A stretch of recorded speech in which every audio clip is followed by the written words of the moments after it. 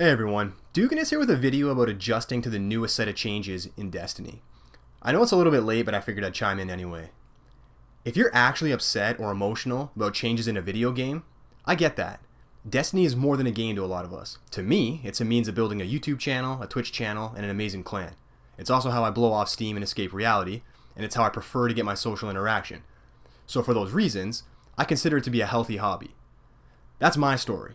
Yours is probably somewhat different, but the bottom line is, Destiny is important to you for your own set of personal reasons. And when the things we like, or love, or enjoy get changed on us, we get upset about that. There's nothing wrong with that. Getting upset is part of being human. I know a lot of people think being upset about a video game is childish and immature, but they don't get it. They don't know what it's like to put thousands of hours into something just to have it change. And when we invest that kind of time into something, and it changes for what we perceive to be for the worst, it affects us. That includes me. I spend a lot of time mastering the Night Stalker. And you know what? As humble as I try to be, I won't hesitate to admit that I was a damn good shade-stepping shotgunning Night Stalker. I put serious effort into my movement and mastering my aerial space so I could lay the jukes down. I got good at Destiny, but on Tuesday, a big piece of that was ripped away. In my opinion, my weapon of choice and my favorite playstyle was rendered useless. I went on record saying I'm not salty and I respect Bungie's decisions. That was and is still true. I wouldn't lie to you guys. But I'd be inhuman not to be at least a little bit upset about that, so of course I am.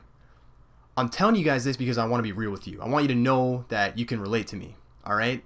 I'm upset about some of the changes and some of the things that weren't changed. But there's a monumental difference between being upset and being salty. That's the point of the video today. Being upset, but not being salty, and how that affects you going forward. Being emotional is a reaction to an event. You don't control how you feel about things, regardless of whether or not you're upset about the patch, mad at Bungie, or you feel betrayed. Whichever it is, you feel how you feel, and that's not going to change. Being salty is different. Whiners are salty. Bad-mouthing Bungie is salty. Saying Destiny is dead is salty. I'm not guilty of any of that, but I'm guilty of something else that I think is just as bad, which is playing the same style that I was playing 2 months ago, trying to make it work in the new era, and then being frustrated that it isn't working. That's kind of salty. That's what I did last weekend, and as embarrassing as it is, I want to explain it in the hopes that you guys learn from the lesson I learned. So, I was arguably the first person in all of Destiny to fully comprehend just how badly shotguns were gutted. I had hours of testing, and I did not like what I saw. But I was determined to make it work. I told myself, I'm a damn good shotgunner, and I'll find a way in the new meta. As much as I tried, I wasn't seeing any improvement, which ticked me off. Instead of changing things up, I kept at it. And every time I didn't get the kill from point blank, or I couldn't shut down a roaming super, or my gun whiffed in the air, I kept thinking about how mad I was at Bungie. I told myself they're eliminating this skill gap. Aerial play is a veteran move, and I can't do that anymore, so Bungie's targeting me with these changes. That is such a steaming load of garbage.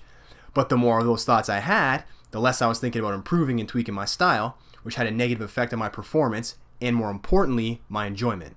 That's a detrimental circle to get caught in. It's not like me to fall into that trap, but I let my emotions get in the way of things for a while, which made me salty. That was until I remembered a saying I tell Emily when she's had a rough day and she doesn't know what to do. I don't remember if I invented it or if I stole it or if I altered something that someone else said, but it goes like this. Control the things you can, accept the things you can't.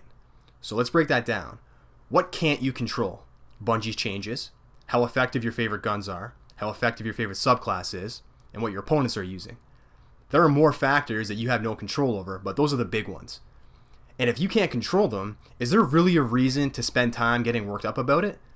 Making excuses for why I suck after the patch isn't going to help me get better or enjoy Destiny more. Bad-mouthing Bungie isn't going to improve the game. So there's no point whatsoever to spend any more time than you have to thinking about the things that aren't in your control. Your time is better spent on things you can control. Your own improvement, your attitude, your guns, your subclass, and finding a loadout that helps you slay just as well as you were before the patch dropped. As soon as I started focusing on that, I started to be more positive. My positive thoughts put me in a state of mind where I was open to new ideas. I was able to break the groove I was in for the last 8 months. And then I remembered a trick my buddy Gatman taught me in COD 4.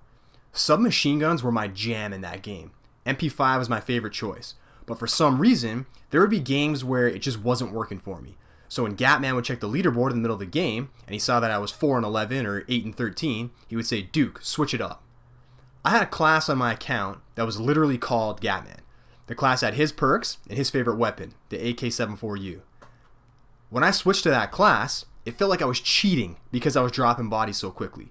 That makes no sense whatsoever. There's no math to back that up. The MP5 was a better weapon than the Mini AK. But it felt better because I was forced to pay attention again. I wasn't being lazy with the recoil pattern because I didn't have it memorized. I had to pay attention to the reload because my muscle memory didn't know when it was finished. I had to approach my enemies in a different way because I didn't have a silencer equipped. The reason my performance would improve mid-game was because I was paying attention again. I was actively thinking about the game. All cylinders were firing. As soon as I remembered that, I applied the same rationale to Destiny.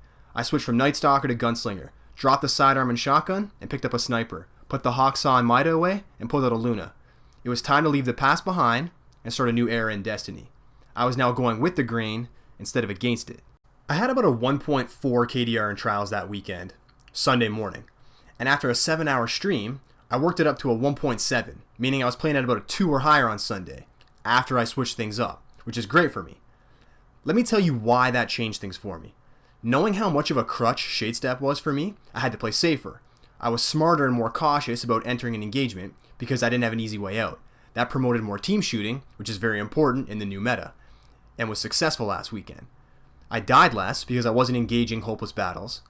I didn't have my wombo combo anymore, so zone control was more difficult.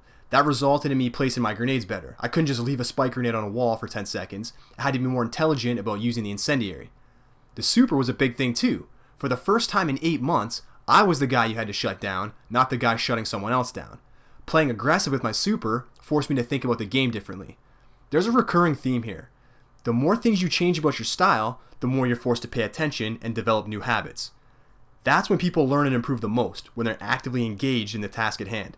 You can't be engaged if you're on autopilot running the same strategy you've been using for 8 months. Let me hit you guys with the summarized version just before I go.